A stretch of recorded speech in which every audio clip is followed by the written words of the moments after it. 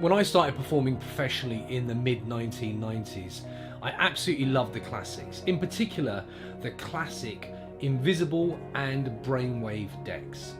But I had one main reservation about adding either of these two classic decks to my repertoire, and that was quite simply they were so good that almost every magician and mind reader that I knew was performing them. So I decided that I would have to create something that would be completely unique to me, but also tackling some of the restrictions that these classic decks can have. I wanted to leave my audience with the impression that everything could have been examined, and even have them handle the cards at some points during the routine. I wanted my effect to be so direct and simple to perform so that I could focus completely on presentation, which had to be thought-provoking, with what I like to call a peek behind the curtain.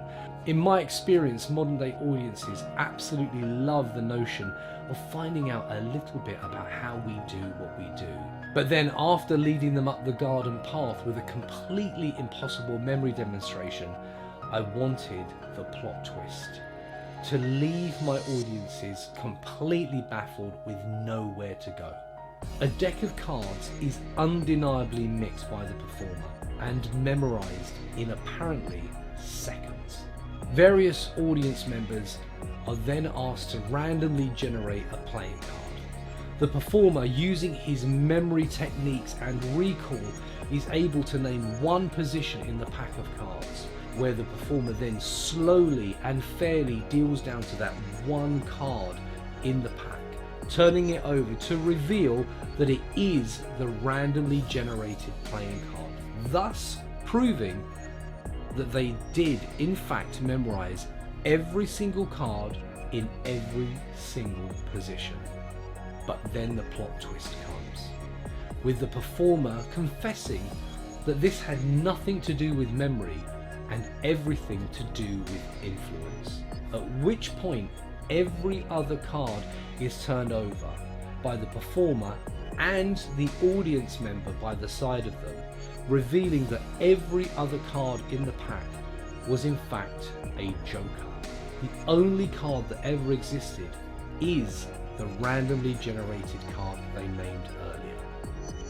And then, in an instant, it is completely reset, enabling you to go to another group, another table, and perform the effect again.